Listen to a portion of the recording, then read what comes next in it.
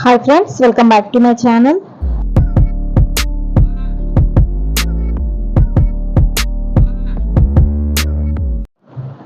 ఇవాళ రెసిపీ వచ్చేసి సింపుల్గా టేస్టీగా బగారా రైస్ ఎలా ప్రిపేర్ చేసుకోవాలో ఫుల్ రెసిపీ ఈ వీడియోలో చూద్దామండి.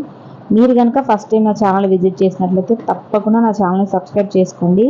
పక్కనే ఉన్న బెల్ ఐకాన్ని క్లిక్ చేసి సబ్స్క్రైబ్ చేయడం మాత్రం మర్చిపోద్దు. ఇంకా రెసిపీ అయితే స్టార్ట్ చేసేద్దామండి. ముందుగా నేను టొమాటోలు, ఆనియన్, పెద్ద సైజు ఆనియన్ 2 కట్ చేసుకున్నాను. అలాగే పచ్చిమిర్చి ఒక 4 తీసుకున్నానండి. కొత్తిమీర, పుదీనా తరిగి పెట్టుకున్నాను. అలాగే రైస్ కూడా ముందుగానే నానబెట్టుకొని ఉంచుకున్నానండి. ఇప్పుడు ఒక బౌల్లోకి ఆయిల్ వేసుకొని ఆనియన్, మిర్చి కొద్దిగా రోస్ట్ మంచిగా ఫ్రై అవనివ్వాలండి. కనీసం ఒక మంచి గోల్డెన్ బ్రౌన్ కలర్కి వచ్చే వరకు ఫ్రై చేసుకోవాలి. ఇది పూర్తిగా మాడిపోకుండా మధ్యలో అంటే మీడియంగా ఫ్రై అయినప్పుడు ఇందులో మసాలా దినుసులు వేసుకోవాలి. పలావ్ దినుసులు, చెక్క, లవంగాలు, అలాగే అల్లం వెల్లుల్లి పేస్ట్ కూడా కొద్దిగా గోల్డెన్ బ్రౌన్ కలర్ వచ్చిన తర్వాత వేసుకుంటే బాగుంటుంది. ఒక 1.5 టేబుల్ స్పూన్ అల్లం వెల్లుల్లి ఫ్రెష్గా నూరి వేసుకుంది అయితే బగారా రైస్లోకి చాలా బాగుంటుందండి. ఫ్లేవర్ అనేది బాగుంటుంది. ఇందులోనే బిర్యానీ ఆకు వేసుకుంటున్నాను. అలాగే ముందుగా కట్ చేసిన టొమాటోలు, కొత్తిమీర ఉన్నాయి కదండి, కొత్తిమీర వేసేసాను. పుదీనా లేదు, దానికోసం వెయిట్ చేయడం ఎందుకని చెప్పేసి కొత్తిమీర ఒక్కటే వేసేసాను.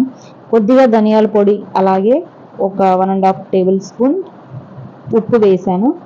వీటిని బాగా కలుపుకొని ఒక 5 మినిట్స్ అలా ఉంచేసి ఇందులో వాటర్ మనం తీసుకున్న ఎన్ని గ్లాసులు రైస్ అయితే తీసుకున్నామో అన్ని గ్లాసులకి డబల్ క్వాంటిటీలో వాటర్ తీసుకోవాలండి. నేను 2 గ్లాస్ రైస్ తీసుకున్నాను కాబట్టి 4 గ్లాస్ వాటర్ తీసుకున్నాను.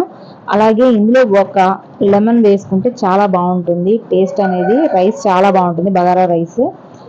ఇదంతా బాగా ఎసరు బాగా తెలియనాక కడిగి పెట్టుకున్న రైస్ ఉంది కదండి, ఆ రైస్ వేసుకొని బాగా కుక్ అవ్వనివ్వాలి. ఇది బాగా కుక్ అయిన తర్వాత ఇందులో కొద్దిగా నెయ్యి తినడం ఇష్టం లేని వాళ్ళు కొద్దిగా రిఫైండ్ ఆయిల్ వేసుకుంటే అన్నం బాగా పొడి పొడిలాడుతుంది. ఇదైతే పర్ఫెక్ట్గా కుక్ అయిపోయింది. ఒక 5 మినిట్స్ అలా ఉంచేస్తే నీరు కానీ ఏమైనా ఉంటే కనుక చక్కగా ఉడిగిపోతుంది రైస్ అనేది. ఇది చాలా టేస్టీగా ఉంటుందండి. ఉప్పు సరిపోయిందో లేదో మనం ఎసరులో చూసుకుంటే సరిపోతుంది. ఒకవేళ సరిపోలేదు అనుకుంటే కర్రీలోకి అడ్జస్ట్ చేసుకుంటే బాగుంటుంది. పర్ఫెక్ట్గా రెడీ అయిపోయింది అనమాట మన బగారా రైస్ అని. చూసారు కదండి ఇవాళ రెసిపీ బగారా రైస్. ఇవాళ రెసిపీ కనుక మీకు నచ్చినట్లయితే నా ఛానల్ని ఫాలో చేయడం మాత్రం మర్చిపోవద్దు. Thank you for watching.